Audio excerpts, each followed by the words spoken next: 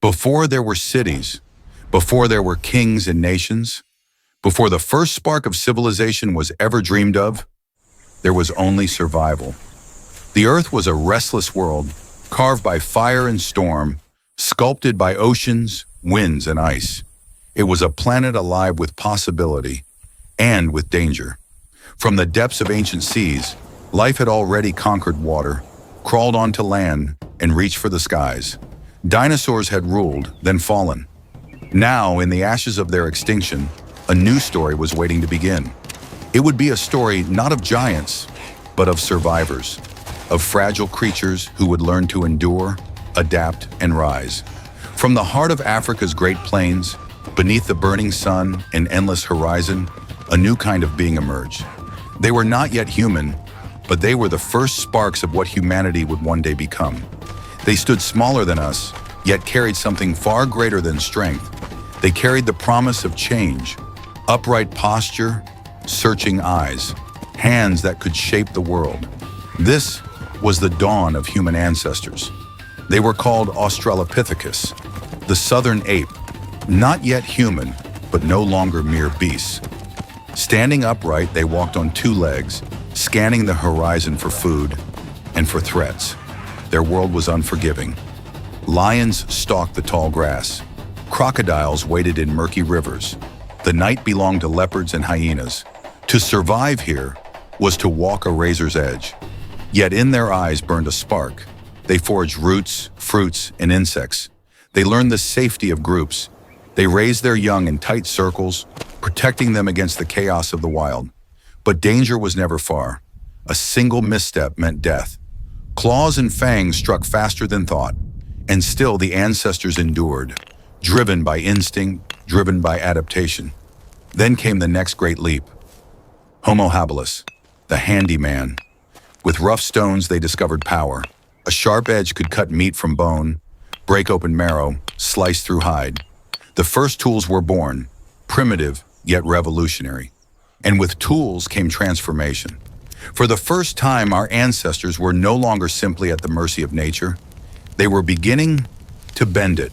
The journey had begun. Evolution was no longer just about survival. It was about advancement. Each generation pushed the next forward, further from ape, closer to human. But the road ahead was long. Across 2 million years, countless species would rise and fall, before one would emerge to carry the torch of humanity into the future. From the first rough stone to the first burning flame, humanity's path was lit by milestones that forever changed the course of survival. The upright walk freed their hands, hands that could grasp, strike, and carry. With every step across the savannah, their vision stretched farther, scanning for danger, searching for opportunity. But the greatest leap came with fire. For the first time, they captured the lightning's fury, the ember's glow. Fire brought warmth against the cold, light against the endless night, safety against prowling beasts, and fire did more. It transformed food, making it easier to eat, easier to digest, fueling larger brains. Around the fire, voices began to form. Not words as we know them, but sounds, gestures, shared meaning. The first language was being born. With language came unity. With unity came strength. The hunt became coordinated. Strategies emerged. Together they could bring down beasts far stronger than themselves. Each milestone built upon the last. Upright walking, fire, speech, the bonds of family, of tribe, of community. They were no longer just surviving. They were becoming something greater. But the earth was a shifting stage. Ice and drought, storms and famine. To endure these trials, our ancestors would need more than tools, more than fire. They would need the most powerful weapon evolution could give them: the human mind. The world our ancestors walked was not built for comfort. It was carved from extremes: blistering heat by day, freezing cold by night. Droughts could last for decades. Ice ages swept down from the north, smothering entire continents. And all around, predators waited. Every hunt carried risk. The hunter could become the hunted. A single misstep meant claws at the throat, fangs in the dark. But humans had something their enemies did not: adaptability. They learned to read the land, the direction of the wind, the path of migrating herds, the warning cries of birds. They watched, listened, remembered. Where lions relied on muscle, humans relied on patience. They could track prey for hours, even days. They were not the fastest. They were not the strongest. But they were the most relentless. And when hunger struck, when thirst threatened, they moved. Migrations carried them out of Africa, into Asia, into Europe, into the unknown. They crossed rivers, mountains, and deserts. Some perished, others endured, and each trial sharpened them.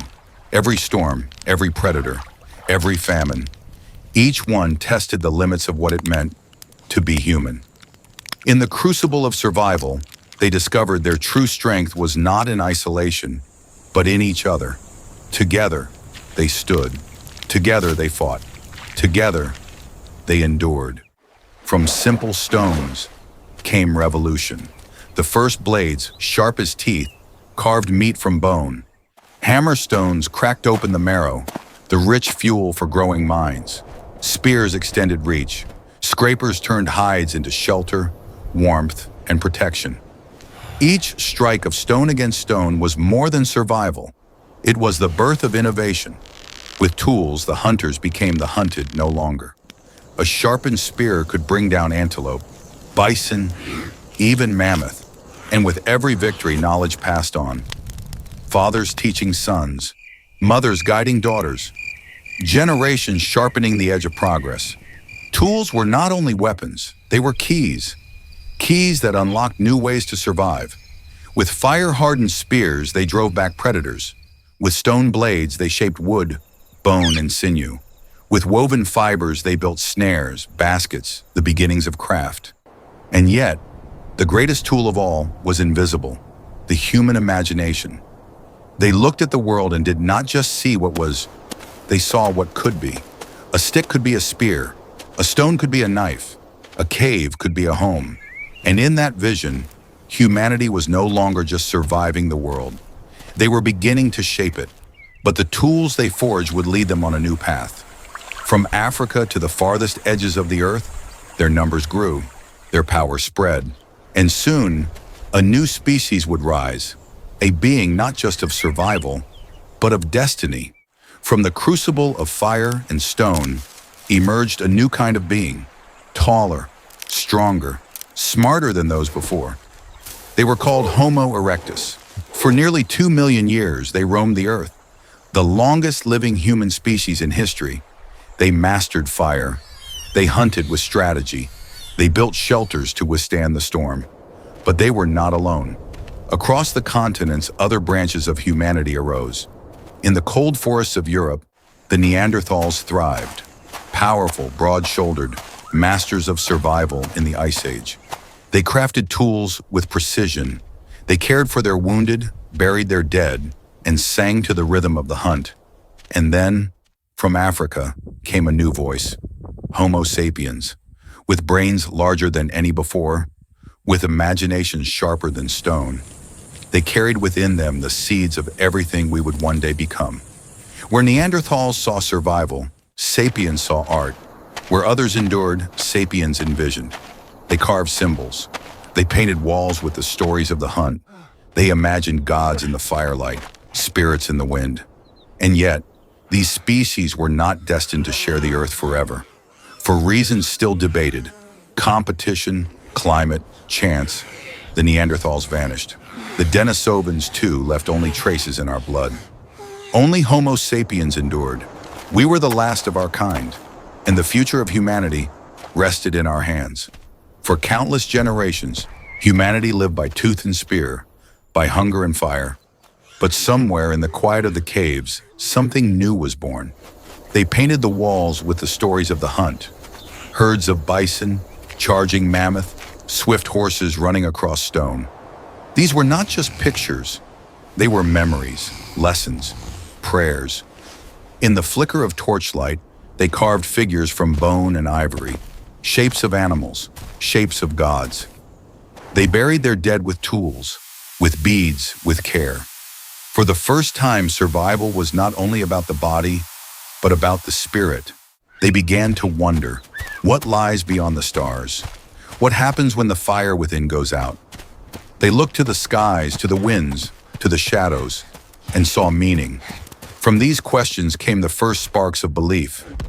Rituals to honor the dead, ceremonies to summon the hunt. Stories whispered to children, passed from one fire to the next. It was here that humanity's greatest strength revealed itself, not just in tools, not just in fire, but in culture, shared memory, shared dreams, shared identity. These were the bonds that allowed tribes to grow, to unite, to face the harshest trials together. And so, the human spirit ignited. From the caves of Europe to the plains of Africa, from icy tundras to tropical jungles, humanity was no longer just surviving. We were beginning to belong. Thanks for watching. Don't forget to like and subscribe. Only in the Pilipins, TV here, your home away from home.